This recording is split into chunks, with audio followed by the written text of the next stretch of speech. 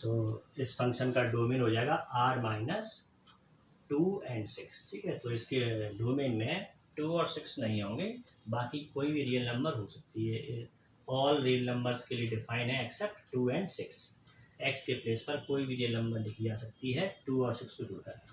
जब हम एक्स के प्लेस पर 2 लिखेंगे तो डिनोमिनेटर 0 हो जाएगा, मतलब ये फंक्शन डिफाइन नहीं होता। एक्स के प्लेस पर 6 लिखेंगे, अगेन ये डिनोमिनेटर 0 हो जाएगा, क्योंकि 2 और 6 क्या है, इस क्वाड्रेटिक पॉलीनोमियल के रूट्स हैं, इसलिए ये सॉरी जीरोज़ हैं, इसके लिए 2 और 6, इसलिए वो 0 हो जाएगा, डिनोमिनेटर 0 हो जाएगा, तो फिर वो फंक्शन डिफाइन नहीं होगा। इसलिए 2 और 6 को रिमूव कर देंगे ऑल रियल नंबर्स में से, तो हमें इस फंक्शन का डोमेन मिल जाएगा। अभी फोर्थ क्वेश्चन देख लेते हैं। Fourth question, f of x equal to root of x-1 and we have to find domain and range. तो डोमेन कैलकुलेट करना है। एफ एक्स इज डिफाइंड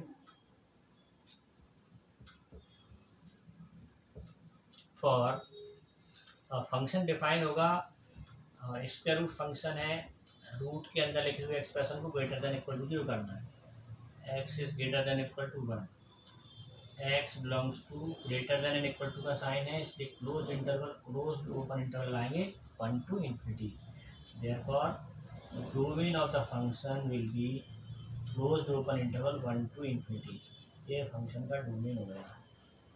इस तरह के और क्वेश्चन भी कर चुके हैं, तो मैं समझता हूँ आप लोगों को समझ में आने लगा होगा कि हम जब डोमेन निकालते हैं तो डोमेन मतलब कहाँ कहाँ एक्स की कौन कौन सी वैल्यूज़ के लिए फंक्शन डिफाइन है, वो फंक्शन का डोमेन है ना। और for calculating range, range calculate करना है इस फंक्शन का। लेट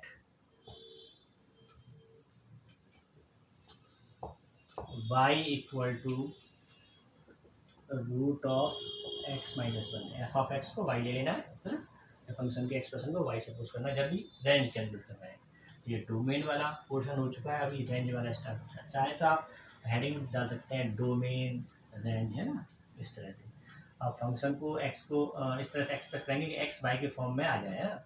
स्क्वायरिंग कर दी पहले, वाई स्क्वायर इक्वल टू, तो यहाँ से रूट जाएगा x-1, -1 को इधर ले आए, तो 1 plus y square equal to x, या x equal to 1 plus y square.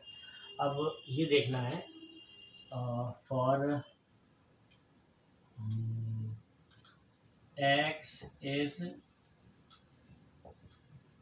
Defined for y belongs to r। अगर हम इस एक्सप्रेशन के हिसाब से देखेंगे x y के फॉर्म में है, और यहाँ y के प्लेस पर हम क्या क्या लिख सकते हैं कि x डिफाइन हो जाए, तो आंसर होगा कि y may be any real number for define S x. X को डिफाइन होने के लिए y की वैल्यू कुछ भी हो सकती है रियल नंबर में से, है ना, क्योंकि आप नेगेटिव पॉजिटिव या कोई भी नंबर ऐसी रैशनल नंबर लिखेंगे, x की वैल्यू अनडिफाइंड नहीं होनी है।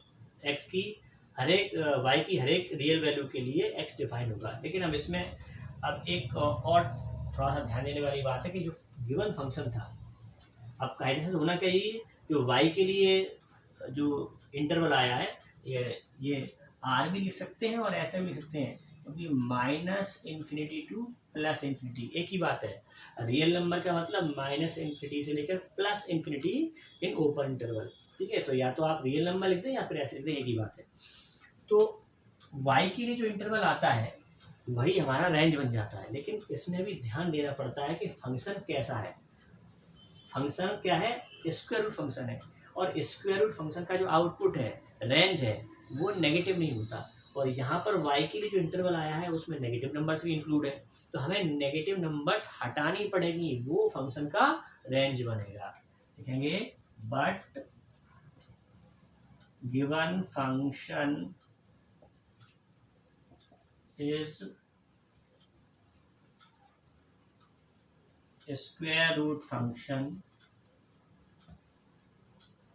therefore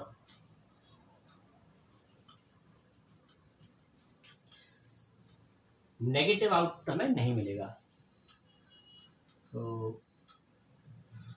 range of the function will be, output 0 हो सकता है, 0 से लेकर प्लस इन्फिनिटी तक की कोई भी नंबर इसके आउटपुट में हो सकती है ना। अब सारी नेगेटिव नंबर्स मैंने हटा दी। y बिलोंग्स टू जो हमने देखा इंटरवल तो माइनस इन्फिनिटी से प्लस इन्फिनिटी था, तो इसमें जो नेगेटिव नंबर्स हैं है ना, माइनस इन्फिनिटी से लेकर 0 से पहले वाली, वो सारी मैंने हटा दी और इसी में से एक सब इंटरवल बना दिया, वो इस फंक्शन का रेंज हो जाएगा। तो जब रेंज निकलेगी तो रेंज निकलेगी इसी में से है ना, y बिलोंग्स तक के जो इंटरवल आता है उसी में से रेंज होती है, या तो पूरे का पूरा